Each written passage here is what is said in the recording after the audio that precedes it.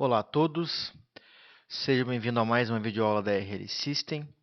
Meu nome é Rafael Silva e essa é a primeira videoaula do nosso curso de Entity Framework. Eu particularmente trabalho com Entity Framework há bastante tempo, então confesso que é um curso que eu gosto sempre de ministrar em minhas palestras e treinamentos, e aqui não vai ser diferente com esse curso online da RL System. Bom, pessoal, antes então de eu comentar um pouquinho sobre o que a gente vai aprender nesse curso, esse curso que eu vou mostrar para você todos os passos necessários para você desenvolver utilizando o Entity Framework, que é uma parte, um framework muito importante do .NET. Então é essencial que você que trabalhe com .NET, você é obrigado a conhecer o Entity Framework, tá? Ele é basicamente, como eu disse, um framework de mapeamento objeto relacional. Ok? Até corrigir aqui mapping, creio que o PowerPoint tenha alterado. Então, o RM Object Relational Mapping, e ele permite que eu possa estar trabalhando com classes, que a gente denomina de entidades, e essas mesmas entidades, essas classes, elas correspondem a nossas tabelas em um banco de dados relacional, por exemplo. Então, eu consigo com isso ter um acesso a dados muito mais transparente, muito mais simples, muito mais eficaz, e eu acabo que saindo um pouquinho do banco de dados em si, eu acabo não tendo que me preocupar muito com isso. Pois quem vai fazer toda essa comunicação, todo esse meio-campo entre o meu banco de dados e a minha aplicação é o Entity Framework. Atualmente é muito comum já os projetos serem desenvolvidos baseado nesse modelo, tá? Se a gente pegar, por exemplo, lá na época de 2008, 2009, aquela época ainda assim, aos poucos as coisas estavam se encaixando para esse tipo de modelo. Hoje em dia é muito comum já as aplicações serem desenvolvidas dessa forma e cada vez mais nós, desenvolvedores, utilizamos menos comando SQL. Ok? O bacana de tudo isso, pessoal, é que eu não tenho que me preocupar com instrução SQL, ou eu não tenho que me preocupar, por exemplo, em já fazer o meu banco de dados, eu já posso começar a minha aplicação e a partir daquilo ali ele já vai criar meu banco de dados, eu já vou explicar um pouquinho de cada recurso do Entity Framework e também quanto a isso, tá? Então é muito bacana. O Entity Framework, pessoal, como eu disse antes, eu consigo manipular os dados de classes que são mapeadas como tabela. Então, se eu tenho uma classe cliente, por exemplo, eu vou ter uma tabela no banco de dados chamada clientes, tá? E se eu tenho uma tabela se eu tenho uma classe produto, eu vou ter uma tabela produtos. E a minha aplicação, na hora de eu codificar, eu vou me comunicar sempre com a classe, tá? A partir disso, o Entity Framework vai fazer essa comunicação com o banco de dados. E se eu estiver fazendo um cadastro, se eu estiver fazendo uma atualização de dados ou trazendo esse registro, eu vou utilizar o Entity Framework e ele vai traduzir para mim com os comandos SQL, ok? É claro que isso tudo é através dos providers que os bancos de dados disponibilizam.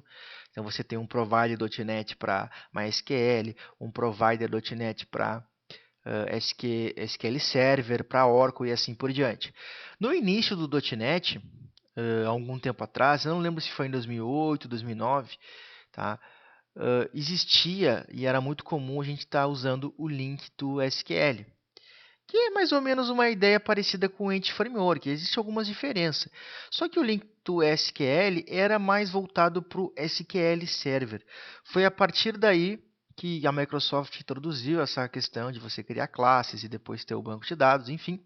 E era muito bacana utilizar ele com o SQL Server. Até porque naquela época recente era muito comum que .NET se associasse a SQL Server. Hoje em dia já mudou um pouco. Hoje em dia o pessoal trabalha com .NET, com Oracle, com MySQL, principalmente com Postgre também é bastante utilizado.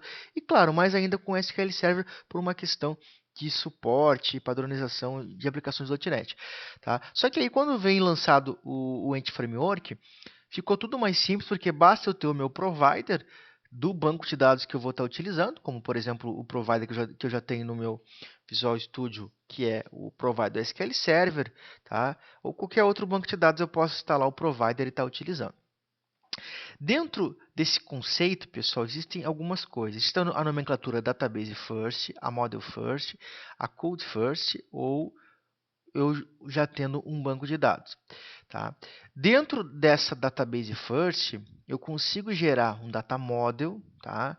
Um modelo de classes, por exemplo, baseado num banco de dados. Então, eu consigo fazer isso sem problema algum. No nosso conceito de Agent Framework, tem dois caras bem interessantes, o Model First e o Code First. No Model First, eu já tenho desenhado o meu modelo, tá? O meu Data Model lá, o EDMX, no Visual Studio, tá? Que eu tenha desenhado as minhas classes e tal, e eu posso estar gerando depois disso o banco de dados. Ou eu tenho o Code First, onde que eu faço as minhas classes, tá? Eu crio a minha classe manualmente, eu criei ali uma classe cliente, por exemplo. Tá? Defino algumas anotações do Entity Framework que a gente vai conhecer posteriormente. E aí, com base nisso, eu consigo criar meu banco de dados. Então, eu posso, por exemplo, sei lá, eu quero fazer um CRUD de cliente. Eu vou lá, crio uma classe cliente, aí eu crio atributos para essa classe, por exemplo, o atributo ID, o atributo nome e o atributo e-mail. Como se fosse criar uma classe normalmente. Tá? Defino algumas anotações do Entity Framework e a partir disso, depois eu posso lá gerar o meu banco de dados baseado nessa classe. Tá? Então, bastante simples. Ou eu também posso, a partir de um banco de dados, no Code First, eu posso, por exemplo, ter já pronto um banco de dados e gerar essas classes. Tá? Então, aqui no Code First eu trabalho com a classe mais banco de dados, e aqui eu trabalho no Model First com um Data Model, né? Usando a extensão .edmx lá do Visual Studio para me criar modelos de classe e tal. E aí eu consigo gerar um banco de dados. Ou fazer o contrário disso também. Nesse curso a gente vai aprender principalmente o Code First, tá? Que é a que eu considero talvez a parte mais utilizada aqui, onde a gente faz toda a codificação e depois gera o banco de dados. Sobrando um tempinho, a gente pode ver também o contrário disso aqui, tá? Por que usar o Code First? Porque simplesmente a gente está programando ali, a gente está com o nosso Visual Studio aberto. O que a gente faz primeiro? A gente programa, a gente coloca código. Então não tem por que eu sair fora do meu ambiente e ir lá criar um banco de dados para depois gerar essas classes. Não é muito mais simples eu criar as minhas classes e pensar todo o meu sistema como classes e não mais como tabelas? Pode parecer, para quem nunca trabalhou dessa forma, fica um pouco confuso, né? Porque apesar do correto ser você fazer toda a modelagem do seu banco de dados antes e tal, a maioria das pessoas que não trabalha ainda com esse modelo vai lá, vai criando as tabelas, enfim, e aí vai associando via programação os comandos SQL com essas tabelas. Então pode parecer um pouco complicado agora, mas vocês vão ver no final das contas que é muito mais simples você criar suas classes, pensar em suas classes como classe, tá? Não pensa em banco de dados e deixar tudo isso para o Entity Framework trabalhar para você, ok? Outro detalhe bacana, pessoal, é que você não se preocupa com qual banco você vai utilizar.